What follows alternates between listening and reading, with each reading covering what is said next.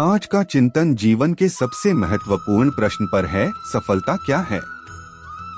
अक्सर हम सफलता को धन, नाम, प्रसिद्धि और शक्ति से जोड़ देते हैं, लेकिन गीता हमें एक अलग दृष्टि देती है।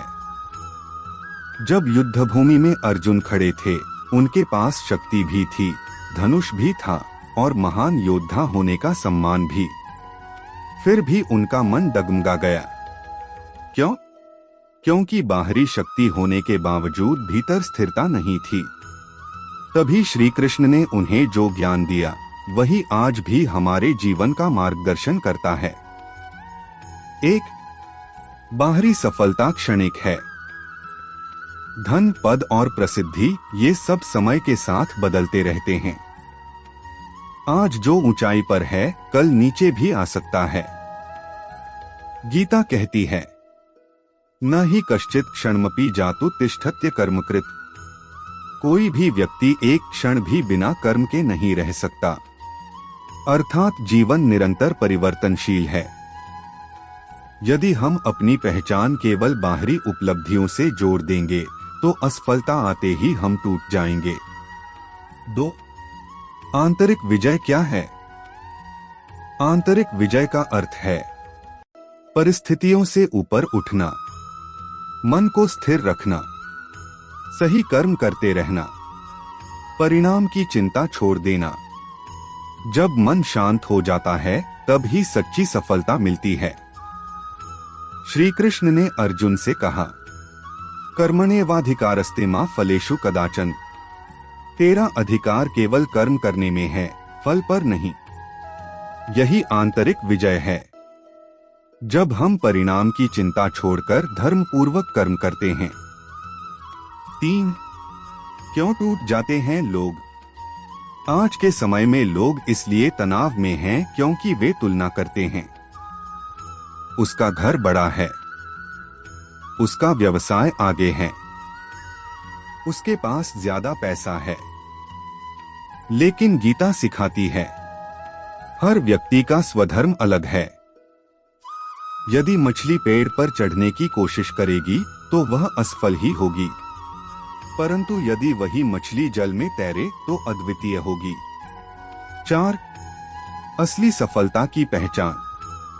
सच्ची सफलता के लक्षण: मन में संतोष, कर्म में निष्ठा, परिणाम में समर्पण, दूसरों के लिए करुणा। यदि ये 4 बातें जीवन में आ जाएं, तो बाहरी परिस्थितियां चाहे जैसी हों, व्यक्ति विजयी है। 5. धन और धर्म का संतुलन। गीता धन कमाने से मना नहीं करती, बल्कि कहती है, धर्म पूर्वक कमाओ, लोभ से नहीं। यदि धन साधन बने सेवा का, तो वह पवित्र है। यदि धन अहंकार बने, तो वही विनाश का कारण बनता है। 6. संघर्ष का महत्व। अर्जुन युद्ध से भागना चाहते थे, लेकिन श्री कृष्ण ने उन्हें सिखाया, संघर्ष से मत भागो, उसे समझो। जीवन में संघर्ष इसलिए आता है ताकि हम भीतर से मजबूत बने। सोना आग में तपकर ही कुंदन बनता है। इसी तरह मनुष्य भी कठिनाइयों से गुजरकर महान बनता है। 7. सफलता और शांति। मान लो किसी ने करोड़ों कमा लिए, लेकिन रात को नींद नहीं आती, क्या वह सफल है? और एक किसान है जो दिन भर मेहनत करता है, रात को चैन से सोता है, क्या वह असफल है?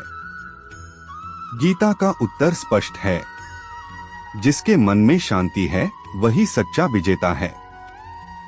8. आज के लिए साधना। आज से 3 अभ्यास शुरू करो। प्रतिदिन 5 मिनट मौन बैठो। जो भी काम करो, पूरी निष्ठा से करो। तुलना करना बंद करो। धीरे धीरे तुम्हें अनुभव होगा कि भीतर स्थिरता बढ़ रही है। अंतिम संदेश: बाहरी जीत दुनिया देखती है, आंतरिक विजय ईश्वर देखता है। यदि मन जीत लिया, तो सब जीत लिया। यदि मन हार गया, तो सब हार गया।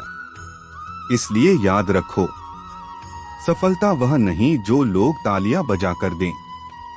सफलता वह है जो आत्मा मुस्कुराकर स्वीकार करे। नौक मन सबसे बड़ा मित्र, सबसे बड़ा शत्रु। गीता में कहा गया है, उद्धरेदात्मनात्माननात्मानमवसाद्येत।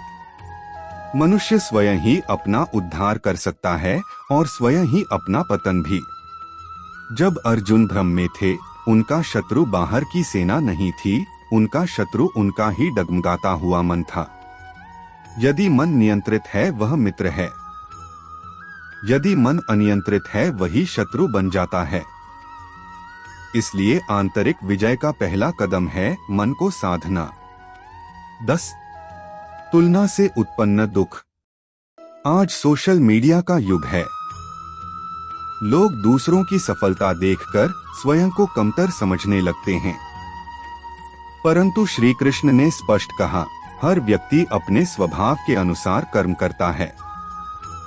यदि हम अपना मार्ग छोड़कर दूसरों की नकल करेंगे तो असंतोष निश्चित है।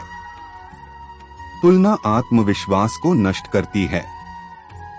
11. असफलता का रहस्य।